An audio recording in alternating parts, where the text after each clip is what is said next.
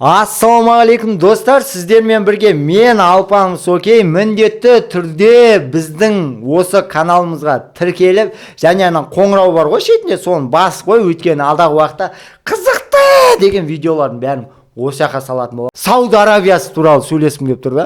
Не үшін Сауд Арабиясы? Мына қазір әлем чемпионаты болып жатыр футболдан. Сол әлем чемпионатында Катарда болып жатқан футбол. Сауд Арабиясы Аргентинаға қарсы ойнайды футбол. И прикинь, 2-1 қып ұтады ғой Аргентинаны. Ішінде ең мықты игрогі жаңағы Месси жүрген команданы Сауд Арабиясы 2-1 қып ұтады.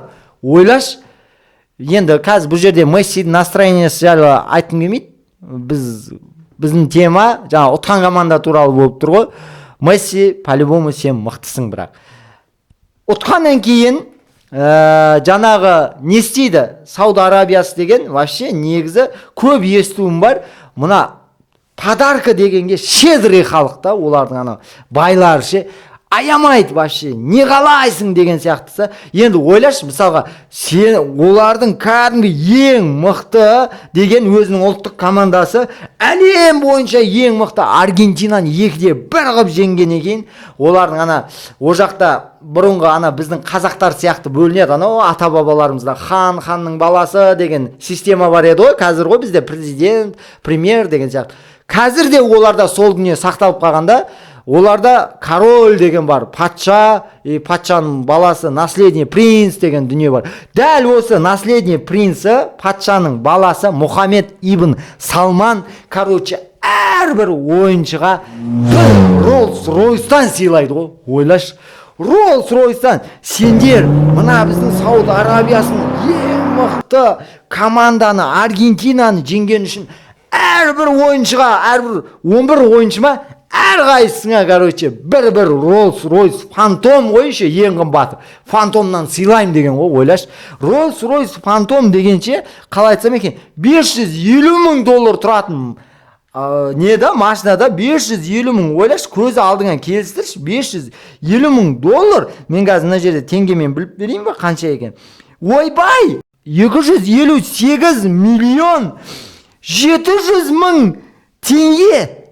Құдая, 258 миллион дегеніміз, бұл бір машинаның құны да, сонда өзінің бір машинаның ақшасына Алматыдан однокомнатный 12 үй аласың ба, Ё-майо, 12 квартира. Ол жерде ойлаш, 11 машина бар. Масқара ғой, Мә, не деген ақша деймін да. Құдай! Ё-майо, біздің ойыншылар қанша жерден... Жоқ, сендер қалай ойлайсыңдар? Егер біздің Қазақстан действительно солай ұтып кетсе, Аргентинаны, енді логически ойланайықшы, ұтып кетсе, біздің ойыншыларға Фантом сыйлай ма? Біздің мемлекеттегілер 11 машина, подряд 11. Білмеймін, сыйласа сыйлауы мүмкін, крузак, бірақ енді ойбай. Роллс-Ройс, білесің ба? Роллс-Ройс деген андай машинада, бірақ түсінші, андай машина ғой, бұлайда қалай түсінсем екен, ол только байлар алатын машинада, до того только байлар алатын машина. Мысалға сен Land Cruiser'ді көшеде көре бересің ғой, Land Cruiser көп қой қазір, екінің бірі енді бизнесі бар, біреу Land Cruiser мінеді. Оны салонға барсаң, Land Cruiser'лер толып тұр. Ал егер сен салонға барып, бір Rolls-Royce'ті көруің мүмкін, а егер сен барып, мен Rolls-Royce мінгім келеді десең, Қазақстан үшін енді 1 жылдан көп күтуің мүмкін. Енді шетелдіктер үшін ең минимально 5-6 ай күтесің ол машинаны. Айтайын ба неге? Өйткені до того қымбат машина, и до того жағдай жақсы адам ғана ала алады оны, что именно заказ берсе ғана жасалатын машина да ол.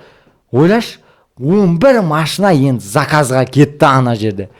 Ё-майо! Ойбай, давлениең көтеріліп кететін ақша ғой. Бір машинаның құнына Алматыдан однокомнатный 12 үй алуға болады. Ол жерде 11 машина бар. Масқара қанша адамды үймен қамтамасыз ететін ақшаны Ибн Салман алыпты. Енді патшаның баласы.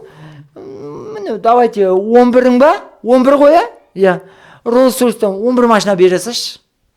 Бере, ақша проблема емес, вообще деп тұрған мемлекетті.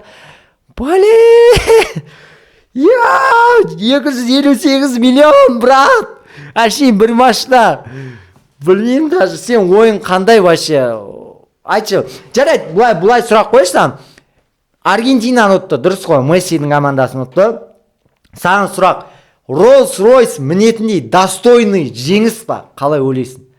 Комментарийге жазып кет, және міндетті түрде дәл осы аккаунтқа тіркелуді ұмытпа, жарай ма, брат? Масқара, шок болып тұрмын мен.